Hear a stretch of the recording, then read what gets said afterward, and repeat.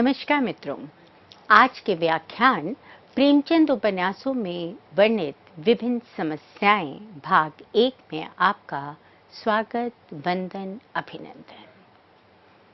प्रेमचंद के समय में ब्रिटिश सरकार द्वारा अराजकता फैली हुई थी। उस समय प्रेमचंद ने अपने उपन्यासों के माध्यम से क्रांति का समर्थन किया। किस प्रकार से पाश्चात्य संस्कृति और सभ्यता के कारण भारतीय नवयुवक पथभ्रष्ट हो रहा था, इसके विषय में भी उन्होंने अपने उपन्यासों में गहराई से विचार विमर्श किया। इसके साथ ही अंग्रेजी शिक्षा किस प्रकार से हमारे समाज को प्रभावित कर रही है, इस बारे में भी आज हम विस्तार से चर्चा करेंगे। प्रेमचंद ने अपने उपन्यासों में पाठकों को उस समय के समाज में जन सामान्य जिन समस्याओं से जूझ रहा था, उससे अवगत कराया है।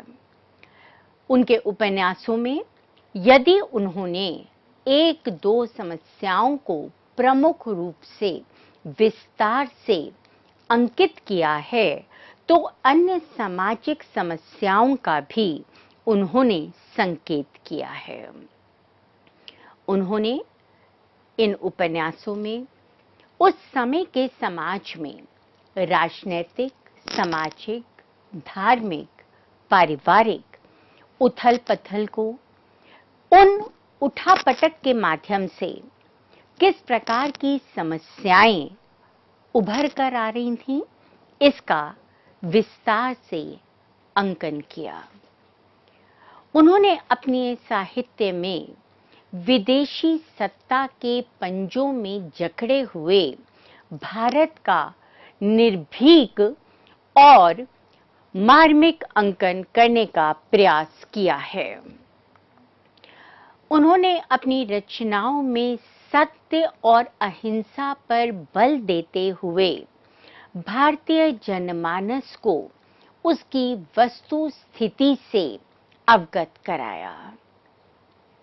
इस प्रकार से उन्होंने अपने उपन्यासों में अंग्रेजी साम्राज्यवादी नीतियों को, ब्रिटिश सरकार के आतंकपूर्ण शासन को, भारतीय शिक्षित समाज में अंग्रेजी शिक्षा के प्रचार प्रसार के प्रति झुकाव इत्यादि जो विषय थे, उन्हें स्थान स्थान पर उद्घाटित किया और तत्संबंधी अपने विचारों को अभिव्यक्त किया। कर्मभूमि उपन्यास में उपन्यासकार ने डॉक्टर शांति कुमार के माध्यम से जनता द्वारा दी जाने वाली क्रांति का समर्थन करते हुए लिखा है, जब तक रियाया के हाथ में अख्तियार ना होगा, तब तक अफसरों का यही हाल रहेगा। गरीबों की लाश पर सब के सब गिद्धों की तरह जमा होकर उनकी बोटियां नोच रहे हैं। इस हाहाकार को बुझाने के लिए 2-4 घड़े पानी डालने से तो आग और भी बढ़ेगी।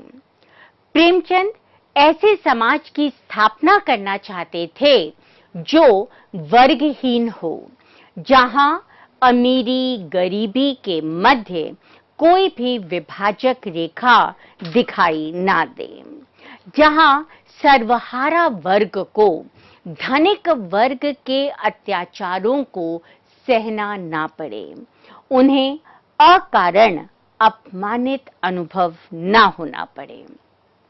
प्रेमचंद ऐसे देश और समाज की बात करते हैं जहां जनता का शासन हो, सब मिलकर एक दूसरे के सुख और दुख को साझा करें। उन्होंने इस नई उभरते हुए जनमानस के विषय में अपने उपन्यास में लिखा है, उसे अपने स्वत्व का ज्ञान हो चुका था। उन्हें मालूम हो गया था कि उन्हें भी आराम से रहने का इतना ही अधिकार है जितना धनिकों को। प्रेमचंद गांधी जी के सिद्धांतों से प्रभावित थे। उन्होंने उग्रता के स्थान पर शांतिपूर्वक समस्याओं को सुलझाने का प्रयास किया।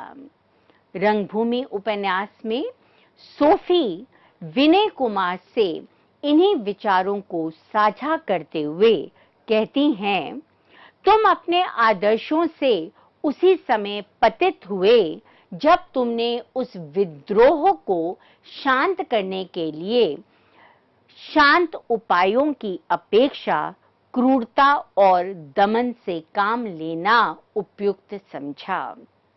शैतान ने पहली बार तुम पर वार किया और तुम फिर ना संभले गिरते ही चले गए।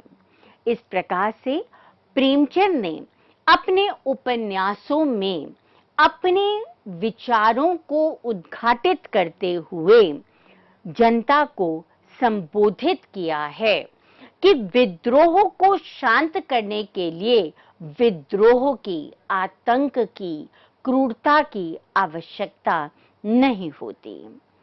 प्रेमचंद भारतीय युवकों के पाश्चात्य संस्कृति और सभ्यता के अंधानुकरण करने के पक्ष में नहीं थे।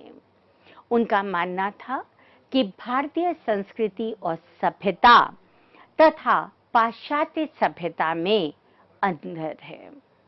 भारत में हम मूल्यों की बात करते हैं, जीवन मूल्यों की बात करते हैं और इसलिए जिस देश में हम रहते हैं वहाँ की संस्कृति, वहाँ की सभ्यता को मानना हमारे लिए ज़्यादा श्रेयस्कर है। उनका ये भी मानना था कि हमारे देश की संस्कृति हर दृष्टि से उच्च है। हमें अपने अंदर से इस हीन भावना को जड़ से त्यागना होगा कि अंग्रेजी भाषा में बोलकर ही हम सभ्य, सुसंस्कृत और शिक्षित कहला सकते हैं।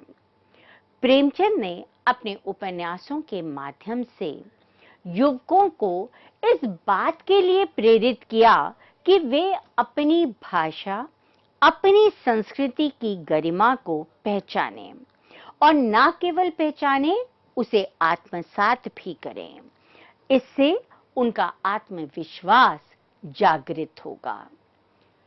अपने उपन्यास सेवा सदन में उन्होंने इन्हीं विचारों को शब्द देते हुए लिखा है, आपकी अंग्रेजी शिक्षा ने आपको ऐसा पददलित किया है कि जब तक यूरोप का कोई विद्वान किसी विषय के गुण दोष प्रकट ना करे तब तक आप उस विषय की ओर से उदासीन रहते हैं।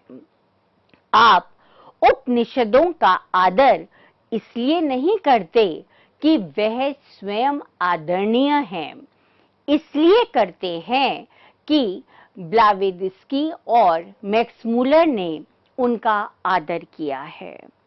आप उपनिषदों को अंग्रेजी में पढ़ते हैं, गीता को जर्मन में, अर्जुन को अर्जुना, कृष्ण को कृष्णा कहकर अपने स्वभाषा ज्ञान का परिचय देते हैं।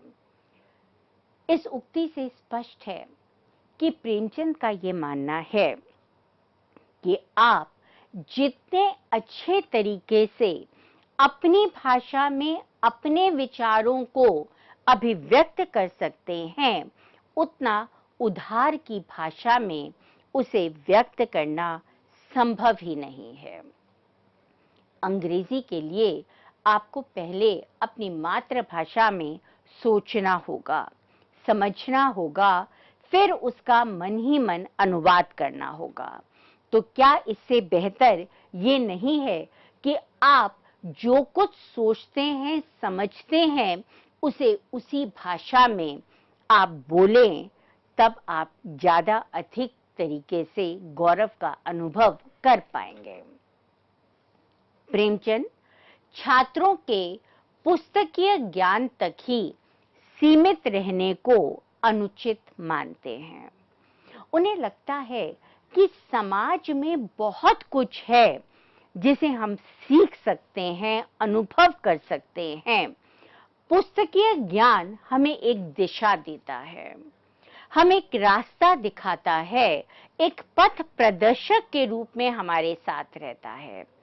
वास्तविक शिक्षा तो समाज के अंदर रहकर की जा सकती है।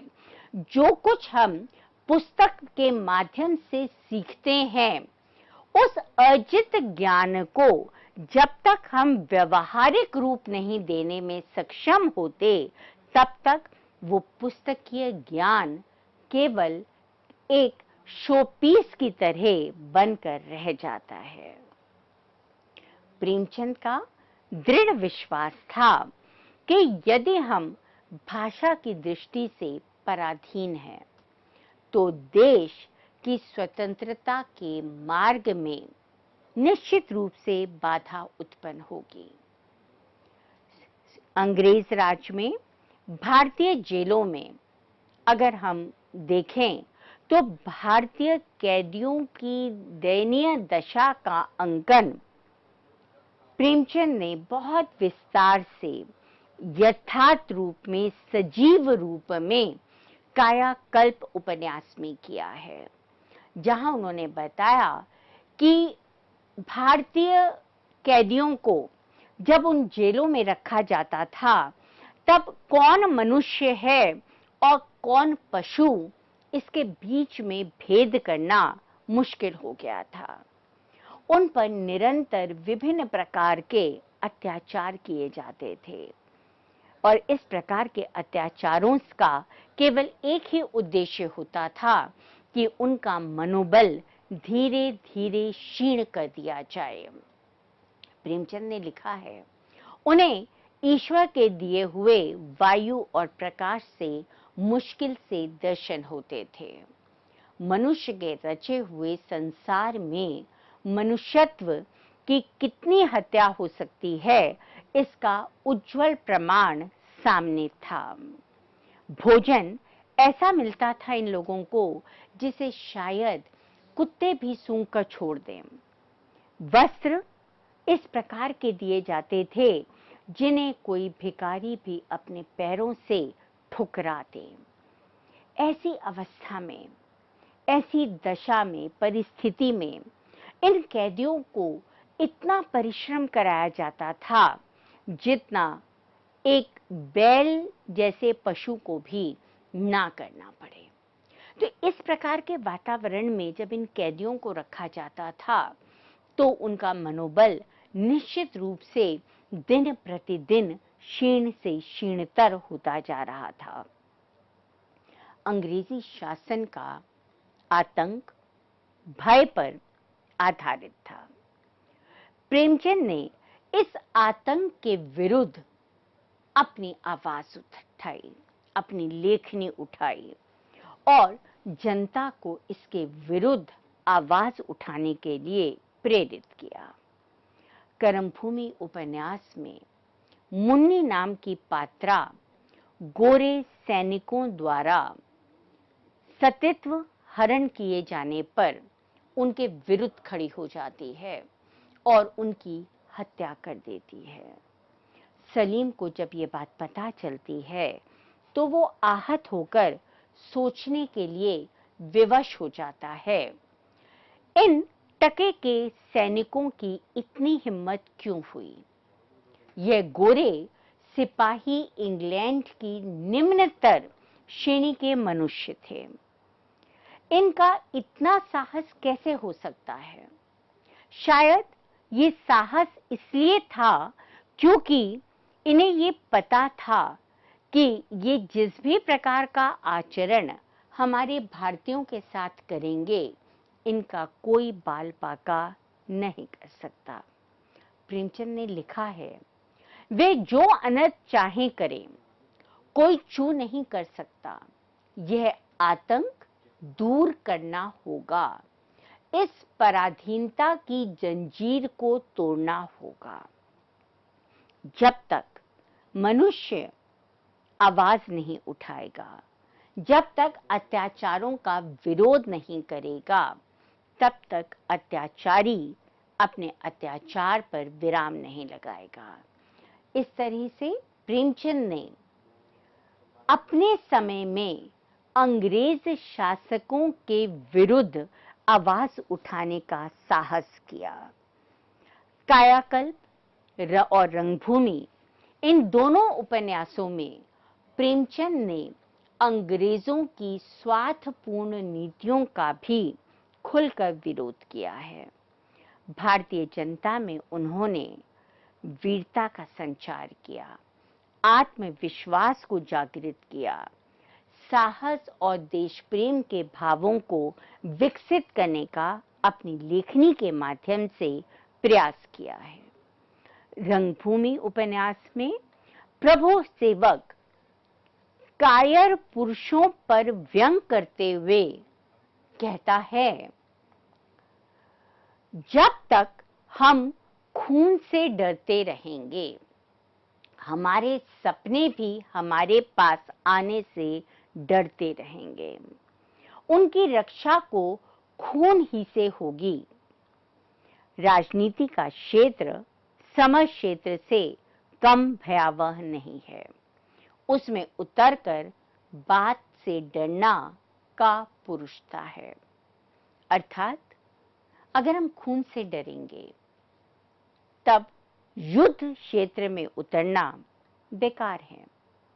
जब युद्ध क्षेत्र में जाता है सैनिक, तो दोनों ही पक्षों की कहीं ना कहीं हार होती है, जीतेता कोई एक पक्ष है। पर जब तक हम उस क्षेत्र में उतरेंगे ही नहीं, तब तक हम अपने लक्ष्य को प्राप्त नहीं कर सकते।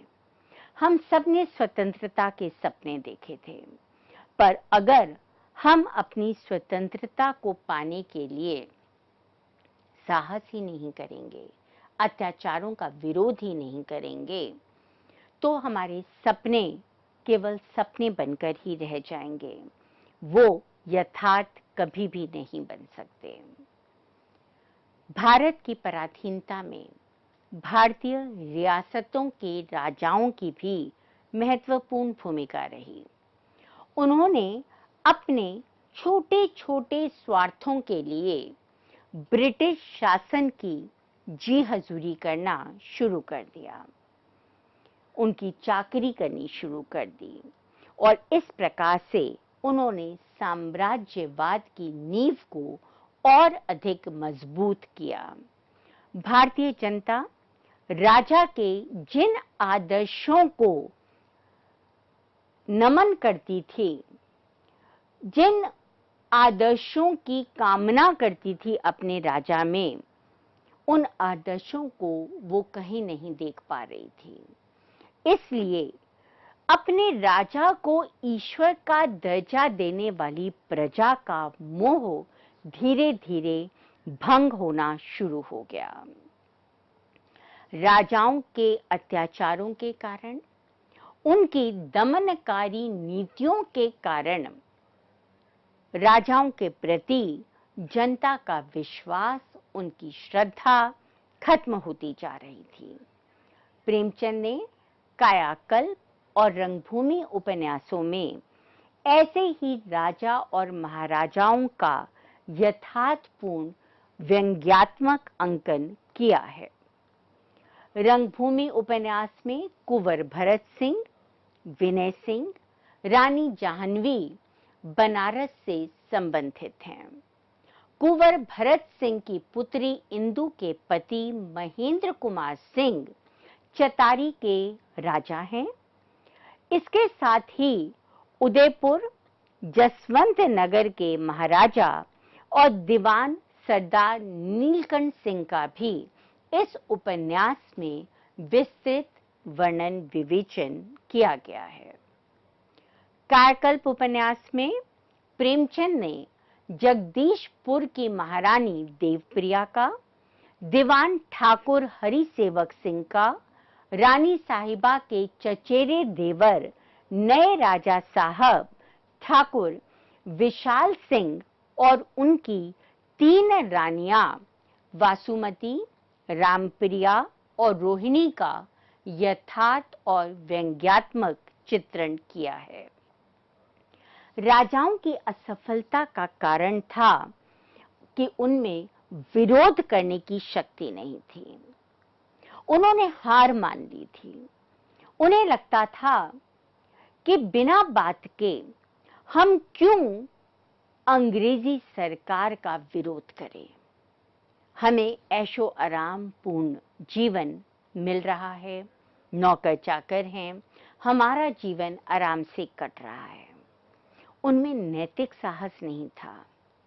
वे जो करते थे वो पॉलिटिकल एजेंट का मुंह देखकर करते थे। इतना ही नहीं, एजेंट्स उनको जो प्रस्ताव बनाकर देते थे, उन प्रस्तावों को वो अपना बनाकर, अपना कहकर अपनी जनता के सामने रख देते थे। और इस प्रकार से वो जनता जिसे वो अपनी प्रजा कहते हैं, अपने बच्चे कहते हैं, उनका ध्यान ना देकर उन पर मनमाने कानून बनाते थे, उनसे मनमाने कर वसूल करते थे। उन्हें इस बात से कोई मतलब नहीं था कि उनकी जनता किस गरीबी की हालत में रह रही है, किस प्रकार के अत्याचारों को सहने के लिए विवश है, या वो किस प्रकार से उन गरीबों का, अपनी जनता का उत्थान कर सकते हैं। इन सब विषयों पर ये राजा मौन रहते थे। उन्हें केवल अपनी सुख सुविधाओं का ध्यान था। स्वयं को ईश्वर का अवतार घोषित करने वाले ये राजाओं की भयाक्रांत अवस्था, उनकी विवशता, उनकी कायरता का चित्रण प्रेमचंद ने अपने उपन्यासों में किया है। और इस प्रकार से उन्होंने इन राजाओं को पद दलित करने का भी अपनी प्रजा से निवेदन किया। रंगभूमि उपन्यास में प्रेमचंद ने लिखा है, रईसों को इतनी स्वतंत्रता भी नहीं जो एक साधारण किसान को है। हम सब इनके हाथों के खिलौने हैं। जब चाहें जमीन पर पटक कर चूर चूर कर दें। इस प्रकार से हम देखते हैं कि प्रेमचंद ने अपने उपन्यासों में तत्कालीन समाज में किस प्रकार से अंग्रेजों ने अपना साम्राज्य फैलाने के कारण जनता पर निरंतर अपने आक्रोश को फैलाया, किस प्रकार से एक भय की स्थिति को उत्पन्न किया, किस प्रकार से लोगों के मन में ये धारणा फैला दी कि जब तक वो अंग्रेजी नहीं पढ़ेंगे, जब तक वो पाश्चात्य संस्कृति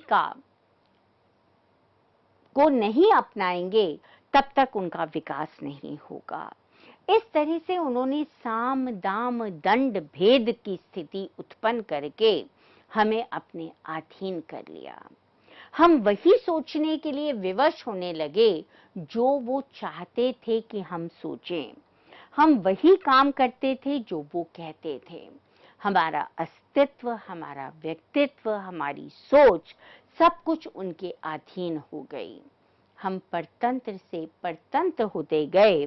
हम सिर्फ सपने देखने के आदी होने लगे। प्रेमचंद ने हमारे इन्हीं सपने देखने को केवल देखने तक ही सीमित नहीं रखा।